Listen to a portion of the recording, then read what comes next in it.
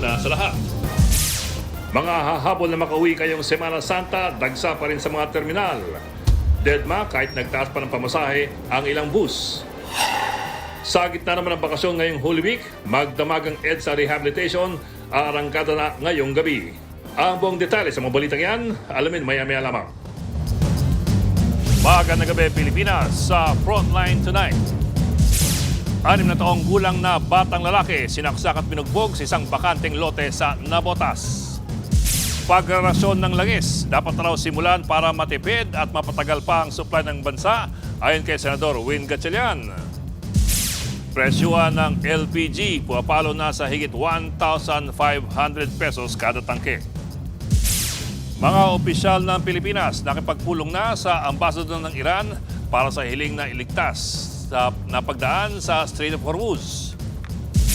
At sa ating pabaong pampag-good night, ang OFW na ina na nakahabol sa recognition ng kanyang anak straight from the airport.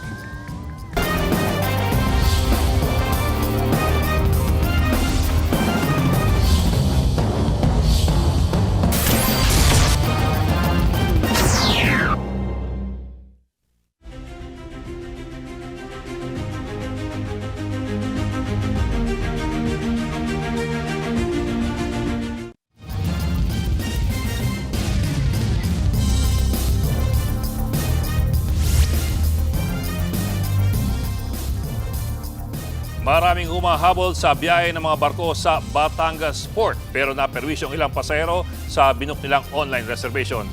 At live mula sa Batangas Port, nasa frontline ng balitang yan si Mon Gualvez. Mon, mas kumapal ba ang mga tao dyan ngayong gabi? Well, Bok, tuloy-tuloy pa rin naman ang dating ng mga pasahero at mga sasakyan dito sa Batangas Port para sa mga babiyahe papuntang Mindoro, Romblon, Antique, Aklan at maging sa Capiz. Pero kung ikukumpara noong nakaraang Semana Santa, di hamak na bahagyang mas matumal pa rin ito kumpara noon. Sabi nila dyan, wait lang. Ngayon, na may mahabang pila ng mga sasakyang nag-aabang na makasakay ng Roro. Sa loob ng terminal, marami pang bakanting upuan at hindi rin ganoong nagtatagal ang mga pasahero dahil agad ding nakakasakay naman sa mga barko na oras-oras naman ng biyahe, lalo sa mga papuntang Calapan at Puerto Galera. Kasunod dito, ramdam na raw ng shipping companies yung epekto ng pagkaunti ng mga pasahero. Gustuin man doon nilang punuin muna ang mga barko bago umalis, pero may schedule naman na kailangan nilang sundin. Kaya para makatipid na lang sa paggamit ng krudo, binawasan din daw muna nilang bilis ng takbo ng mga barko. Narito ang pahayag ng kinatawan ng grupo ng shipping companies. Purely passenger na hindi na ho bumiyahe, meron naman ho nagbawas ng biyahe kasi useless naman ho magsayang tayo ng ating gasolina, mahal na ho at baka ho hindi pa ho ganun kadami ang supply. Kaya iniingatan na lang rin po natin para ma-maximize ho yung use ng fuel.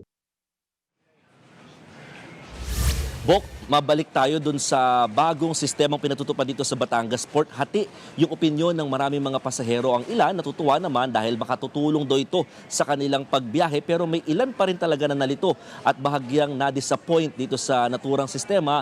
Ito yung tinatawag na Online Reservation Assistance System o tinatawag na ORAS. sabi nila dyan, wait lang. Ngayon, nag-wait kami, what time na, hindi rin pa may mabigyan ng ticket. Ano pong magiging status namin katulad ng pagkain? Bukas pa kami. Ito ang reklamo ng senior citizen na si Elna Ray habang nasa Batangas Port kanina. Papunta na sana siyang Sibuyan, Romblon pero hindi naman nabigyan ng ticket dahil puno na raw. Ang ipinagtataka niya, dumaan siya sa tinatawag na Online Reservation Assistance System o ORAS at nakakuha naman ng pang alas 3 na biyahe. Kaya ganoon na lamang ang kanyang pagkadismaya. Sana hindi na lang sila nagbigay ng ganito. Higit sa lahat ay senior citizen na po ako. Dapat sanina, agad kaming pinauwi. Di wala na sana kaming reklamo. Pinaasa kami hanggang alas 12, alauna na.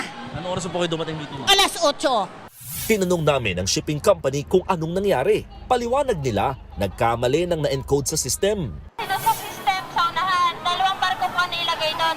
Kaya po nag-double po yung capacity ng tao namin, di natubog po kami. Wala na po kami may bigay. Pero hindi umubra ang paliwanag na yan kay Nanay Elna. Pangamba kasi niya, sakto lang ang kanyang budget papunta sa Sibuyan Island. Kung mag-declared kayo today na bukas kami, kumusta naman yung pagkain namin? Ay, yung mahal-mahal na pagkain dito. Ngayon lang, naka 300 na ako. Yan, pagkain dyan. Sa kanila okay lang dahil mga employed sila. Ay, parehas namin nga senior na. Sinamahan namin si Nanay Elna sa pamunuan ng Batangas Port na agad naman siyang tinulungan. Bukod kay Nanay Elna, marami rin ang nanibago sa bagong sistema. Nahirap ako sa online. Kaya kailangan direct talaga dapat. Mahirap pag inabutan pa ko ng Biyernes Santo. Matatandaan nung Lunes, nagsimula ang pagdaan ng pasahero sa Batangas Port para kumuha ng oras pass. May QR code lang na kailangang iscan at dito na makakapili ang mananakay ng oras ng biyahe ng available na barko depende sa kanilang destinasyon. Ito raw ang sagot ng Philippine Ports Authority o PPA para masigurong may slot sa biyahe ang bawat pasahero. Dati po kasi pumipila sila ng mahaba just to buy a ticket, pero later makakat off sila because hindi na mag-i-issue si shipping lines kasi cut off na yung mga barko nila sa capacity. May helpdesk din namang nakaset up para sa mga mahihirapan online.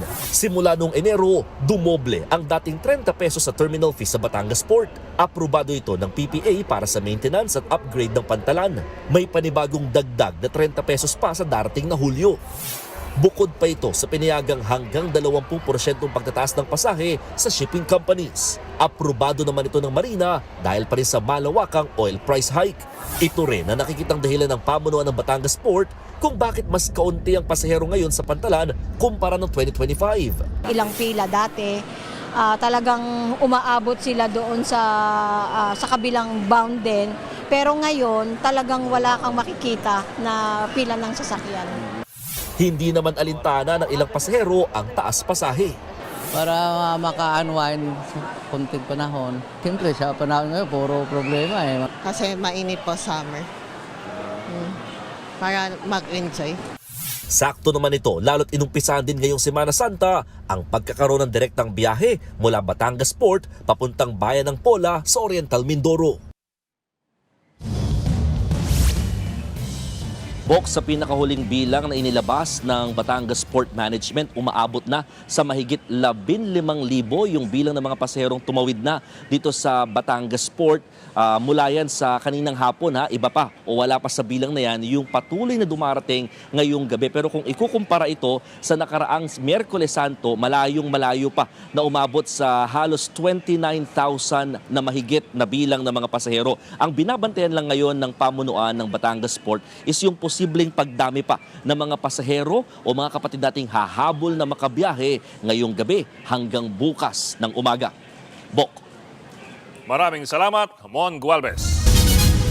Bago matapos ang Miyerkules Santo, maraming humahabol makauwi sa kanilang probinsya para po sa Semana Santa. Ang mga pasahero sa Parañaque Integrated Terminal Exchange o PTEX, di na iniinda ang taas pasahe ng ilang bus company para lamang makauwi. At live po mula sa PTEX sa frontline ng balitang yan si Gary De Leon. Gary, kumusta ang sitwasyon dyan sa PTEX? Bok, uwian na tayo at uwian na yung mga kababayan natin na ngayon lang nagtapos ng kanilang mga trabaho. Bagamat may pagbabago at may pagtaas ng pamasahe sa mga bus company rito sa PITX, abay tuloy naman ang biyahe nila. At inaasahan nga ng PITX na dadagsa pa yung mga kababayan natin na hahabol para makauwi ng kanilang mga probinsya ngayong gabi. Pasado alas 7 ng gabi, napuno ng mga pampila ang Parañaque Integrated Terminal Exchange. Siksikan ng mga tao, lalo na ang biyaheng Cavite. Ang ticketing booth na mas malalayang probinsya, mangilan-ngilan pa rin ang bumibili ng ticket. Sa tala ng PITX, umabot na sa 160,000 ang pasahero na gumamit ng terminal bago mag-alas 6 ng gabi. Karamihan, uuwi ng probinsya at sasamantalahin ang Semana Santa break para mag-ayuno at family bonding. Tulad ng biyaheng Bicol na commuter na si Deb na maaga sa terminal. Pero ang dating 1,700 pesos na pamasahe, naging 1,900 pesos na. Kaysa hindi makabiyahe, pinatos na yan ni Deb.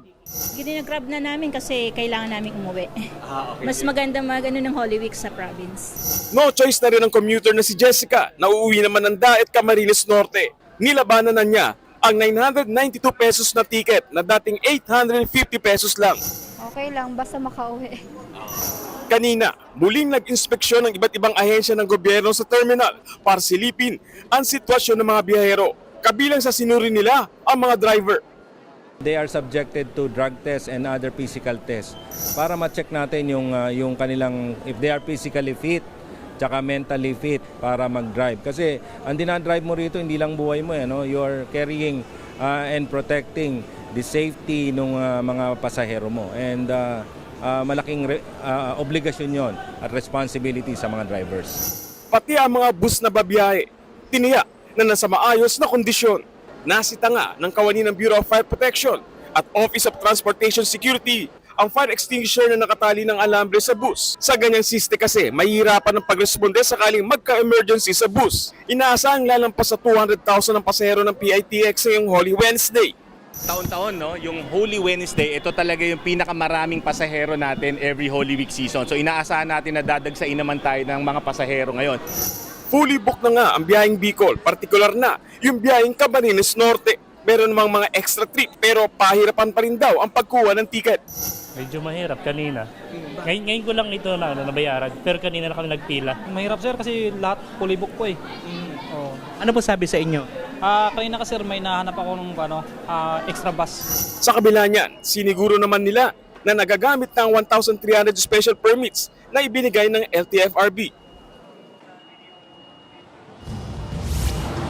Alam mo, Bok, may mga pila pa rin tayo nakikita rito sa PITX, pero yung karamihan ng mga pilang nakikita natin ay pauwi naman ng Cavite. At fully booked na ng 90% yung biyaheng Bicol, which is kasama na rin yung extra 63 na buses na hindi nagdag ng LTFRB. Sa talangan ng pamunuan ng PITX mula alas 8 ng gabi, alas 179,000 na yung pasaherong gumamit nitong terminal. At ine-expect nga nila na higit 200,000 ito at mas marami kaysa noong nakaraang taon dahil nga yung ibang mga kababayan nga natin na imbis na gumamit ng kanilang sasakyan dahil mahal ang gasolina ay nag-commute at gumamit ng PITX. Balik sa iyo, Bok. Maraming salamat, Gary De Leon. Naghigpit na rin sa mga pangunahing transport terminals sa Visayas at Mindanao para sa dagsa ng mga pauwi sa kanilang mga probinsya. Aniya sa frontline sa balita si Bril Montalvo. Mas pinaigting ng mga otoridad ang seguridad sa Davao City Overland Transport Terminal ngayong Miyerkules Santo. Tuloy-tuloy pa rin kasi ang dagsa ng mga biyahero.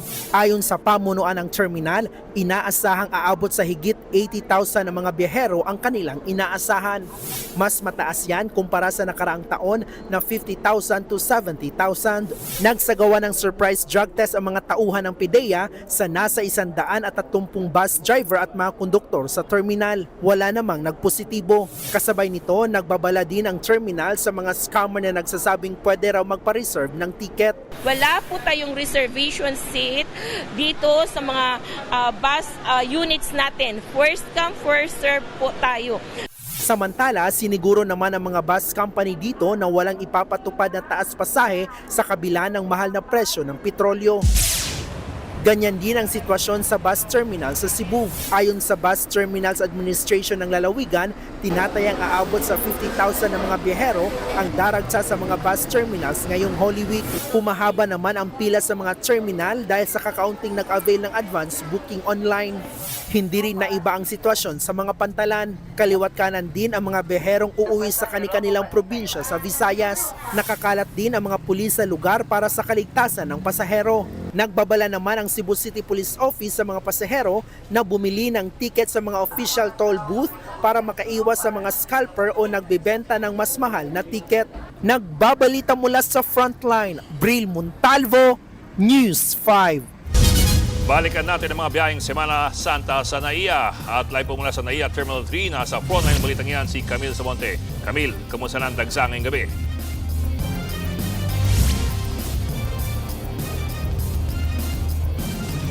Bok, tuloy-tuloy pa rin ang pagdating ng mga pasahero dito sa departure area ng NAIA Terminal 3 para nga bumiyahe at magbakasyon ngayong Semana Santa. Sa ngayon, hindi na mahaba ang pila ng mga pasahero sa check-in counter sa parehong domestic at international flights. Ganyan din ang sitwasyon sa immigration counter para naman sa mga mag-a-abroad. So ngayon, Bok, yung sitwasyon dito sa Terminal 3 ay Kalmado na, pero kanina hindi ganyan ang sitwasyon, talagang mahaba ang hintayan sa immigration kaya karamihan sa mga pasahero ay maagang nagpunta rito para hindi malate sa kanilang mga flight. Excited na si Rosalie at mga kaibigan na magbakasyon sa China ngayong Semana Santa. Matagal na raw nilang nabook ang tour package kaya hindi pa raw gaano kamahal ang presyo ng plane ticket. Inagahan na rin nila ang pagpunta sa airport para hindi malate sa kanilang flight. Kaya nga nag-early kami para hindi kami yung pag may problema, yung mga papers o ganon sa pila dyan, maayos ka agad. Nagbigay kami ng allowance sa time namin. Mas mabuti kami na lang yung mag-antay.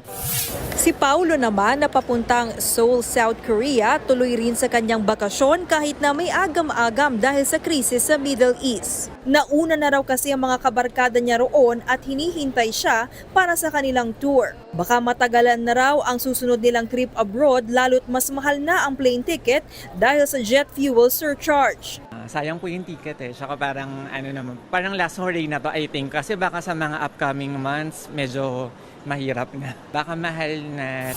Dahil inaasahan na nga ang pagdami ng mga pasahero ngayong araw, nag-inspeksyon ang Office for Transportation Security sa NAIA para matiyak ang seguridad ng mga pasahero. Inobserbahan nila kung paano ipinatutupad ang screening ng mga pasahero at pag-check sa mga bagahe nila. Ipinakita rin ang scanner na ginagamit para ma-detect kung may mga dala na ipinagbabawal na gamit ang mga pasahero, gaya ng mga patalim, flammable liquids, compressed gases tulad ng aerosols at butane. Automatic daw na nahihiwalay ang bagahe mula sa scanner kung may matitect na explosive materials at bala. Sa ngayon, wala naman daw silang nakitang aberya o banta sa seguridad ng mga pasahero sa NAIA. Pero marami pa rin ang nahuhulihan ng basyo ng bala at live ammunition. Simula nitong linggo, higit 200 na ang bala ang nakumpiska ng OTS sa lahat ng paliparan sa buong bansa. Paalala ng OTS, tingnan mabuti ang laman ng mga bag para hindi maabala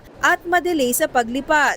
Nangyayari kasi, nasa loob na sila bago pa nila nalaman na bawal pala magdala ng mga easy open cans, bawal pala magdala ng mga anting-anting na gawa sa bala, bawal pala yung mga pointed and bladed weapons.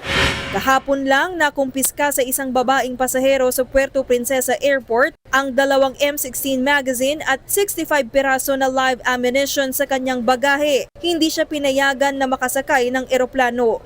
Habang sa Mactan, Cebu Airport naman nitong Lunes, nasa 13 marijuana cartridges at 3 drug paraphernalia ang nakumpiska sa isang lalaking pasahero. Nasa kustodiya na siya ng PDEA.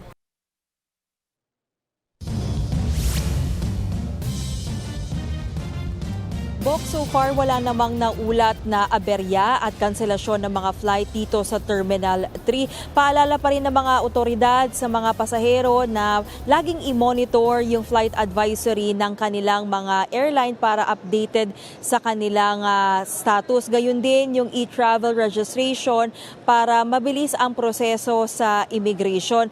2:00 ng mamayang madaling araw yung inaasahan na panibagong bugso ng mga pasahero para yan sa pinakamaagang flight bukas. Yan muna ang latest. Balik sa iyo, Bok. Maraming salamat, Camille Samonte. Dapat daw simula na sa lalong madaling panahon ang pagrarasyon ng langis ayon po kay Senador Win Gatchalian. Pero para sa isang urban transport analyst, magdudulot lamang ito ng panig sa publiko. Nasa frontline ng balitang yan si Mian Los Baños. Fuel rationing o limitadong pagbebenta ng langis. Yan ang nakikitang hakbang ni Senator Win Gatchalian para mapahaba ang supply ng langis sa bansa habang tuloy pa rin ang giyera sa Middle East. Mag-ration na tayo for non-essential services. Dahil hindi tayo pwedeng mag-ration kung malapit na maubos yung gasolina natin or maubos yung crudo. As early as now, mag-ration na tayo para ma-extend natin from 51 days, kung kaya ma-extend yan to another 90 days. Kabilang ang fuel rationing sa mga rekomendasyon ng Senate Ad Hoc Protect Committee na pinamumunuan ni Gatchalian. Panukala ni Gatchalian maglaan ng mas malaking supply ng petrolyo sa bus, jeepney, UV Express at taxi at i-exempt naman sa fuel rationing ang essential sectors. Essentials, of course, dapat protektahan yung katulad ng mga ambulansya, bombero, police, defense, Philippine Coast Guard. Pero kung mga non-essential naman, pang mga leisure, pwede na tayong sa aking pag-aanalisa, pwede na tayong mag-ration. Pero kung paano ang magiging mekanismo sa pag-arasyon, ipinauubaya na ni Gatchalian sa gobyerno. Sa ilalim ng National State of Energy Emergency na idineklara ni Pangulong Bongbong Marcos, posible ang pagpapatupad ng fuel rationing. Noong 1970s din, sa panahon ng tatay ni BBM, nagpatupad ng fuel rationing dahil sa oil embargo na ipinatupad ng Organization of the Petroleum Exporting Countries. Namahagi lang noon ang mga barangay ng fuel coupon. Pero ang isang urban transport analyst diskumpiyado kung kaya ba ng gobyerno na magpatupad ng fuel rationing. I have not seen the government so far come out with a good plan, no? How they will do it. I know how it was done during the FM1 years. No? I experienced the rationing at that time. Don't think they have the capacity to iron out the mechanics and the details to make it work properly. Hindi na rin daw uubra kung idadaan sa odd-even scheme ang mekanismo sa pag-arasyon ng langis, lalo't marami ang may dalawa o higit pang sasakyan. Baka raw mapasama pa kapag nagdeklara ng fuel rationing. Premature announcement of rationing may just trigger a panic. Besides, our public transport is so bad. We have actually a shortage, a decrease of public transport supply. No? Sagot naman ni Gatchalian, I know it might cause panic, but kung dumating ang punto na wala tayong papasok na petrolyo, mas malala yung magiging problema. Nagbabalita mula sa Frontline, Mean Los Baños, News 5. Formal ng hiniling ng gobyerno ng Pilipinas sa Iran na italaga nito ang ating bansa bilang isang non-hostile country. Ito ang binigyang diin ni Foreign Affairs Secretary Tess Lazaro at Energy Secretary Sharon Garin nang makipagpulong sila sa ambassador ng Iran. Oras na tuluyang i-designate bilang non-hostile country ang Pilipinas, matitiyak nito ang ligtas daw na pagdaan ng Philippine flag vessels at all shipments sa Strait of Hormuz. Mahalaga raw ito para protektahan hindi lamang ang mga Pilipinong seafarer, kundi maging ang energy supply ng Pilipinas. Ayon kay Palace Press Officer Claire Castro, naging warm and open naman ang pulong ng dalawang kalihim sa Iranian ambassador. Bukas, magkakaroon pa ng bukod na pulong si Lazaro sa Foreign Ministry ng Iran. Mga kapatid, pangandaan po natin ang mainit na Semana Santa. Kanina, pumalo na naman sa 47 degrees Celsius ang highest heat index o yung damang init sa Biraca, Tanduanes. 42 naman sa Mambusaw, Capiz. Halos ganyan din ang nagbabadyang damang init sa mga nasabing lugar bukas at sa Biyernes. Kaya lagi pong uminom ng tubig at iwasan ang pagbabad sa araw. Sa forecast ng Metro Weather, halos buong Luzon at Visayas ay ang makakaranas ng mainit na panahon bukas. Pero maulan naman pagsapit ng hapon sa ilang lugar sa Mindanao. Dulot po yan ng moisture na dala ng easterly winds. Ganyan din ang panahon sa halos buong bansa pagsapit po ng Biyernes Santo hanggang sa Linggo ng Pagkabuhay. Kaya't magdala po ng payong at iba pang panangga sa init.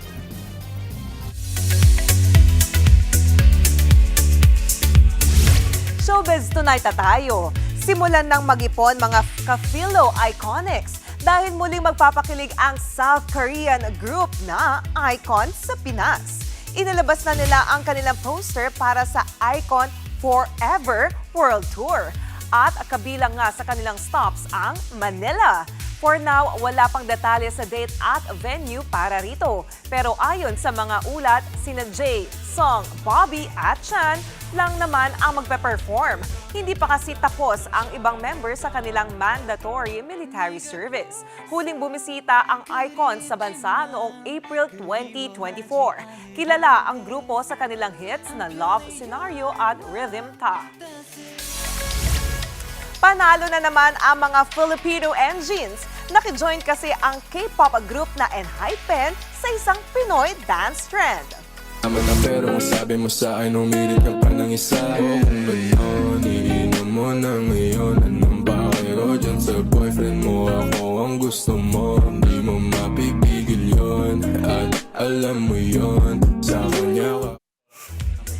Kumasa ang ENHYPEN sa dance trend na Wag Ipagsabi by Dre Cruz at Bert Simon na para bang gets daw nila ang kanta say ng fans. Napa-OMG na lang sa kilig ang Pinoy Engines. May more than 3 million views na yan sa kanilang social media platforms. Marami pa akong ihahabol na chika bago ang Holy Week break. Kaya dyan lang kayo mga kapatid. Susunod, presyuhan ng LPG pumapalo na sa higit 1,500 pesos. Mga gulay sa Benguet, ilalakaw sa tuban ng bentahan. At swak din sa Semana Santa ang special screening ng bagong kapatid seryeng My Best Friend Eman. Magbabalik pa ang Frontline Tonight.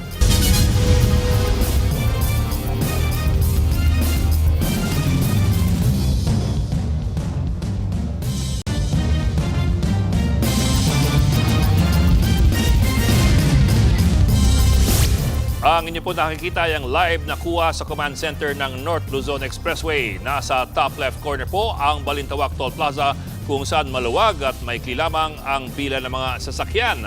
Banayad din ang traffic flow sa bahagi ng Kanumay, Valenzuela, sa Libtong sa May Kawayan, Bulacan, pati na rin po sa Marilao at San Fernando Interchange.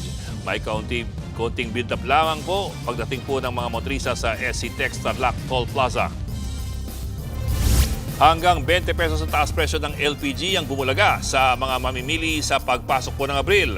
Kaya't ang kada tangke bumapatak na po ng higit 1,500 pesos. Nasa frontline ng balitang yan, si Mobile Journal Fatima Baduria. Higit 100 piso na ang presyo ng diesel at gasolina. Ang sunod na sundi pa ang presyo, ang liquefied petroleum gas o LPG na ginagamit sa pang-araw-araw ng karamihan sa mga Pinoy. Epektibo na kasi ang 20 pesos na patong sa kada 11 kilogram na LPG ng Petron. 17 pesos naman sa Solane. Habang ang Regasco na unang nagtaas ng 20 pesos noong Sabado, nagtaas ulit ng 8 pesos kada kilo ngayong araw. Susundan pa yan ng 8 pesos ulit kada kilo sa susunod na linggo. Kaya sumatotal, aabot sa 220 pesos ang itinaas ng LPG. Kanina, nag-ikot ang News 5 sa mga bilihan ng LPG sa Mandaluyong. Ang presyuhan, pumapalo na sa 1,554 pesos ang kada 11 kilo na tangke. Mula raw yan sa 1,334 pesos na presyo bago pa ang patong ngayong Abril.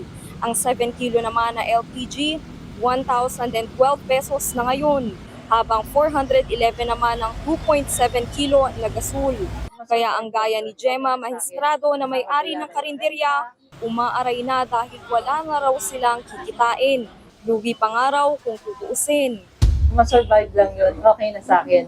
Saka mabayaran yung renta, yung tubig, kuryente. Si Laila Capilar naman, mapipilitan ng magtaas ng presyo sa kainan. Butas na raw ang kanilang pulsa sa mahal ng bilihin. Baka talagang kailangan na rin namin magtaas. At least siguro 5 piso sa mga ulam. Ang punot dulo ng bagong pasakit, ang gera pa rin ng Amerika-Israel laban sa Iran. Sa programang Money Talks ng One News, ipinaliwanag ni Regasco President at LPG Marketers founder na si Arnel T. na ang taas presyo ay bunsod ng shipping cost. Kung matatandaan, apektado ang pandaigdigang oil shipment dahil pili lang ang pinadadaan sa Strait of Hormuz. In the past, we are just getting our shipping cost $150 per metric ton. But now, the shipping cost is around $650 per metric ton in the market. So I told the Department of Energy we cannot control our price. Dagdag pa niya, merong 35 hanggang 40-day inventory ang LPG. Pero sinisikap daw na magkaroon ng supply na aabot sa 60 araw. Kumpiyansa City na panandalian lang ang sitwasyon sa LPG. Yun nga lang, panandalian o hindi ang sitwasyon, kalbaryong papasanin niya ng mga mamimili kahit matapos pa ang Semana Santa. Ayon naman sa LPG marketers, maaaring ireklamo ang mga umaabusong retailers na sobra-sobrang magpatong sa presyo. Nagbabalita mula sa Frontline, Fatima Baduria, News 5. Kahit ang mga vegetable farmers sa Benguet, umaaray na rin sa pagsirit ng presyo ng petrolyo. Matumal na rin kasi ang benta ng mga gulay doon. Ayon sa mga tindera sa La Trinidad Trading Post, kadalasang maraming mamimili tuwing Semana Santa. Pero ngayong taon, walang masyadong namimili. Kakunti rin kasi ang turistang dumarayo doon dahil sa mahal na petrolyo. Pati ang mga operator at truck drivers umaaray na rin dahil nababawasan ang kanilang kita sa mga biyahe. Humihiling ang mga tindera at truckers na maambunan din ng ayuda. Mabigyan man lang kahit yung murang diesel man lang. Lalong-lalo na yung mga farmers natin. Kasi talagang bugbog sarado ang mga farmers ngayon. Ang prices ng vegetable naman natin sa Benguet ay very reasonable. Pero hindi na commensurate sa hirap at puhunan ng mga farmers. At maging kami mga traders, hikahos na kami pag ganito ang presyo. Tutol ang ilang kongresista sa mungkahing pagrarasyon ng langis sa gitna po ng krisis sa petrolyo. Baka mas okay pa raw ang purchase limit kung saan limitado lamang kung magkano ang ikakargang gasolina ng mga motorista. Nasa frontline ng balitang yan, Myra Enriquez. Sa gitna ng krisis sa langis, napapanahon na nga ba ang pagrarasyon sa petrolyo? Tingin ni House Energy Committee Member Congressman Terry Ridon, hindi pa yan kailangan. Bukod sa matinding hakbang ito, may sapat pa naman daw na supply ang Pilipinas ayon sa Department of Energy.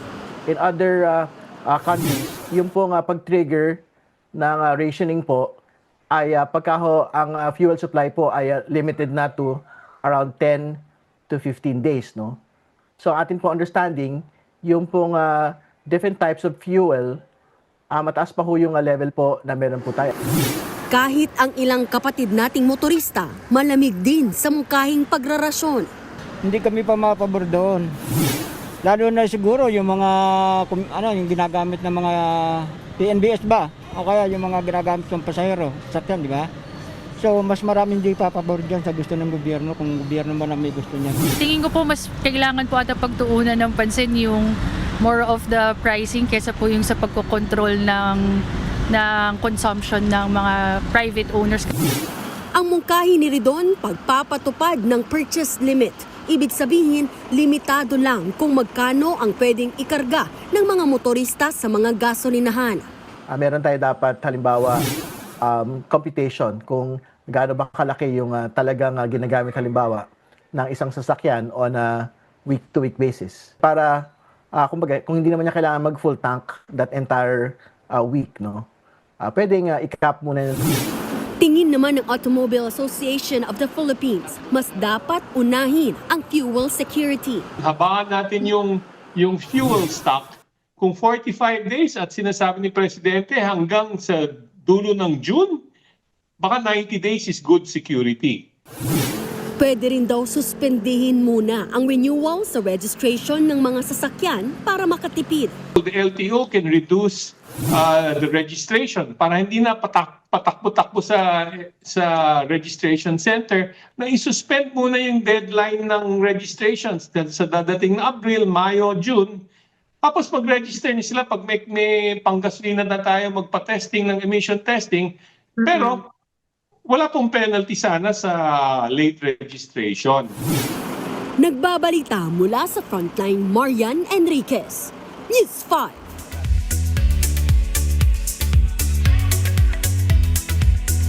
Sooner than you think ang release ng Avatar The Last Airbender Season 2 live action. Inanunsyo ng Netflix ang paglalabas ng mga bagong episode sa June 25. May sneak peek din ng adventure sa Earth Kingdom. Iikot ito sa paghahanap ni Aang ng Earth-bending teacher para ma-master niya ang lahat ng 4 na elemento. Tiniyak ng production na kabang-abang ang upcoming season. Susunod, pagpapatuloy sa magdamagang EDSA rehabilitation simula na ngayong gabi. At ang pasilip sa bagong music video ng BTS na 2.0. Tutok lamang kapatid dito sa Frontline Tonight.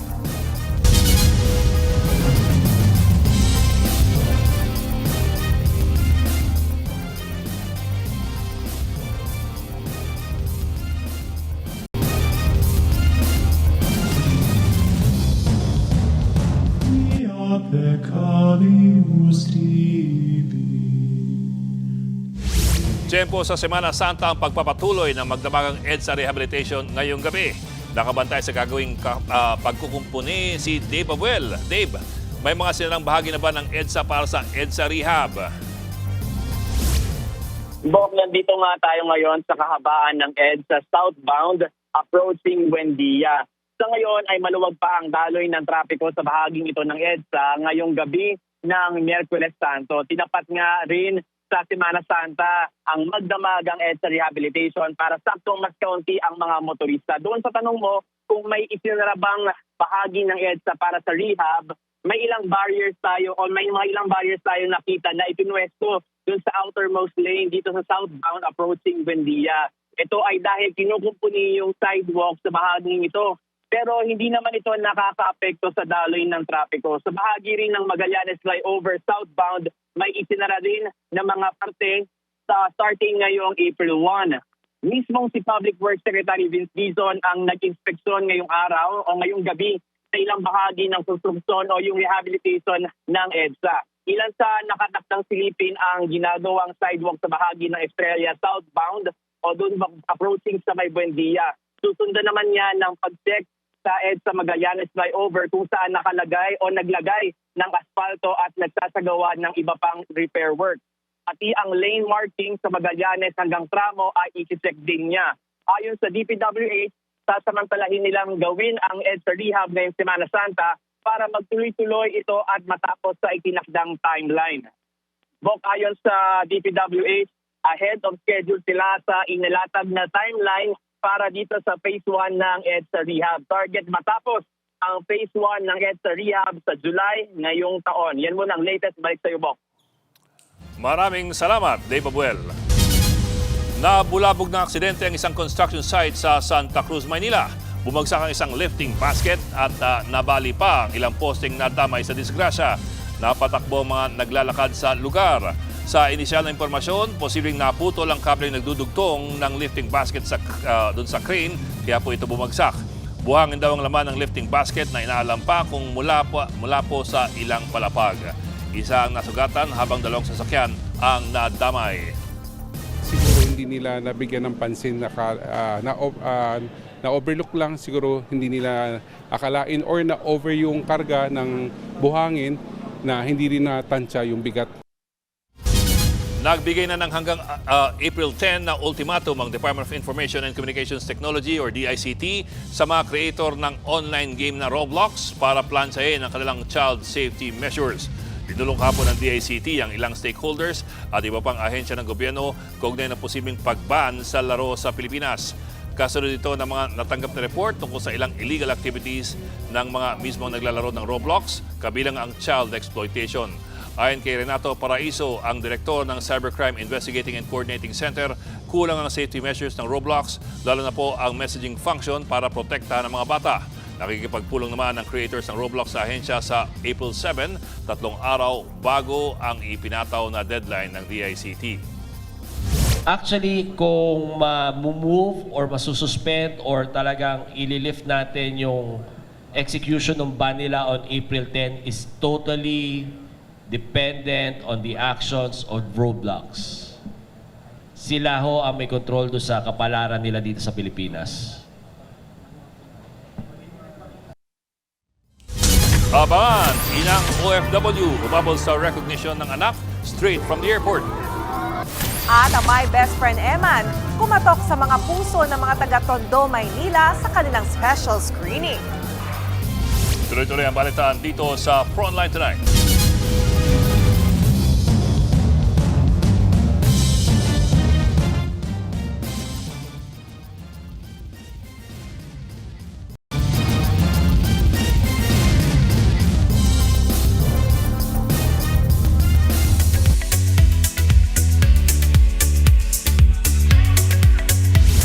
This April na mapapanood at makikilala dito sa TV5 kung sino ba talaga si Eman. Pero bago yan, nag-special screening pa ang kapatid serye na My Best Friend Eman. Sakto ngayong Holy Wednesday ang special screening sa Gagalangin sa Tondo, Manila. Inspiring ang kwento na talaga namang kakatok sa ating mga puso dahil sa pag-ibig at pananampalataya. At syempre, present din sa special screening ang mga bida gaya ni JM De Guzman at Sid Lucero. Speaking of My Best Friend Eman, inilabas na rin ang official soundtrack nito. Ang title niyan, Jesus ng Aking Buhay. Abangan sa April 27 ang My Best Friend Eman dito lang sa Todo Max Primetime 5 ng TV5.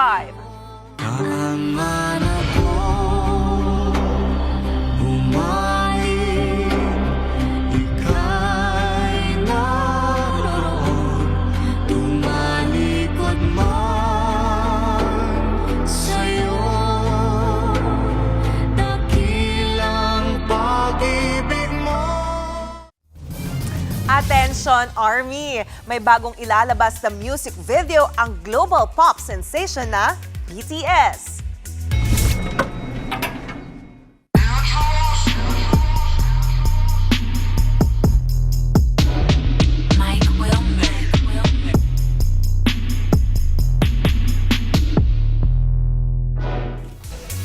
Patikim pa lang yan para sa music video ng 2.0. Base sa teaser, mukhang mapapalaban ng Bangtan Boys sa grupo ng mga gangster. Bahagi pa rin ito ng kanilang comeback album na Arirang.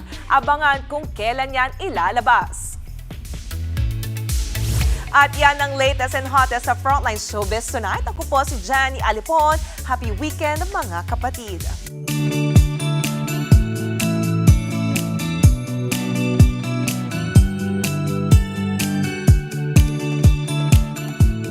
At para naman sa ating pabawang Pampa-Good Night, kwentong Recognition Day tayo.